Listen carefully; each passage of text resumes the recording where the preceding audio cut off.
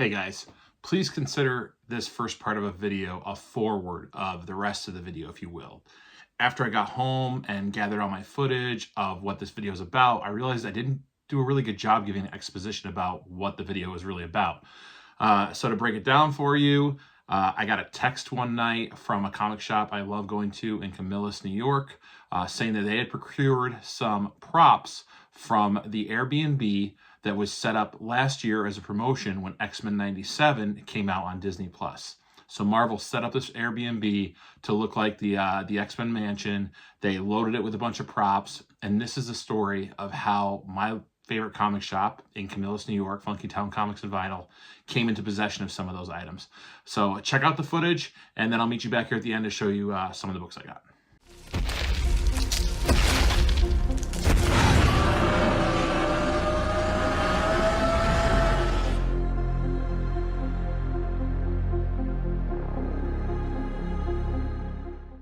Hey guys, welcome back to the channel. My name is Brandon and you're watching M.O.N.Comics. It is Saturday, January 25th. It is a cold Saturday morning in upstate New York, 14 degrees. I've got my co-pilot here and we are heading to Syracuse, New York because last night I got a text from my favorite LCS, Funky Town Comics and Vinyl, and they announced a flash sale with some great stuff, including 50% off back issues. So I thought I could go up and maybe knock off some of my run fillers for Something Is Killing the Children, see what else they got.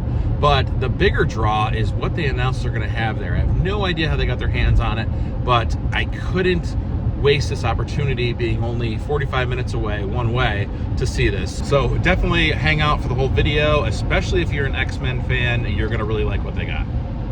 Okay, so there it is. This is the Sentinel head from the X-Men Airbnb. Where was that at, Jesse? That was in Westchester County, right where the X-Men mansion actually would be. This is insane. This is just incredible. Well, that's awesome, but we're also here to get some deals on comic books, so let's go on in.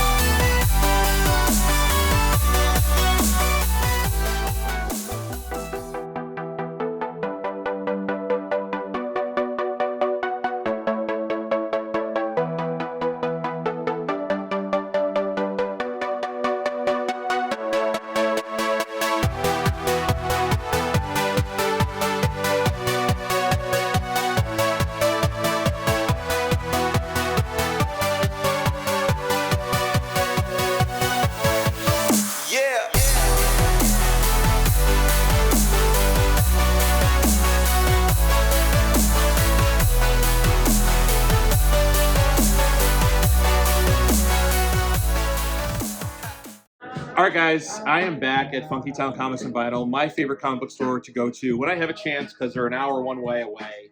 But last night I get this text and it's got the Sentinel head from X-Men 97 Airbnb. It was down in Westchester County. I'm here with Jeff and Jesse, two of the co-owners of Funky Town Comics and Vinyl. Guys, can you tell me how the heck you got these things? Yeah, so I'll start off with, so my phone, the day Jeff got the phone call, my phone was broke. I literally could not receive any phone calls. So Jeff was trying to call me like 3, 4, 5 times, couldn't get a hold of me. So finally I wake up the next day, I go to work, and our employee Mike comes up to me and is like, Jesse, you have to call Jeff right now.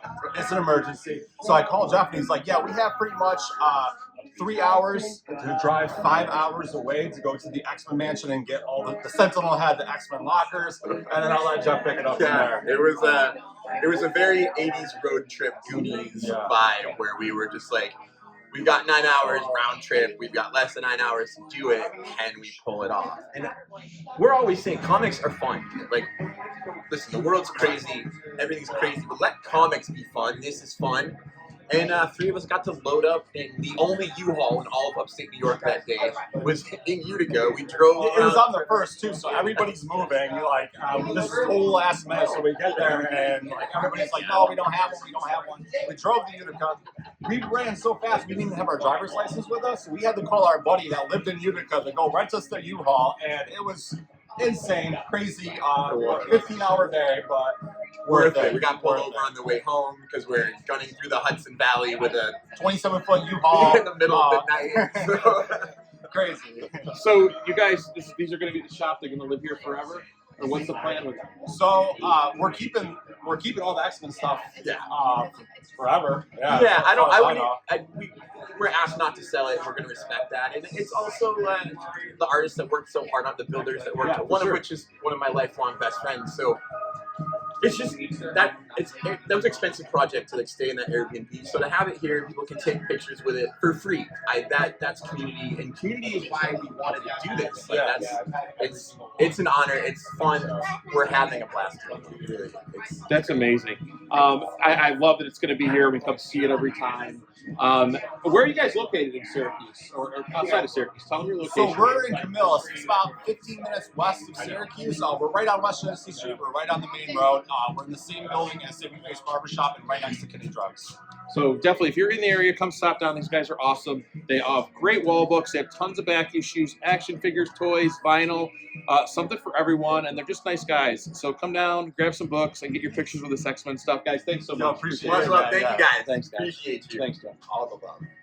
All right, guys, we stopped. We saw the robot, the Sentinel, a bunch of other cool stuff. We got some books. We got some action figures. Say we'll see you at home. See you at home, Mommy. So there you go. That was Funky Town Comics and Vinyl in Camillus, New York. A really cool experience that they were able to get some of the props from that show.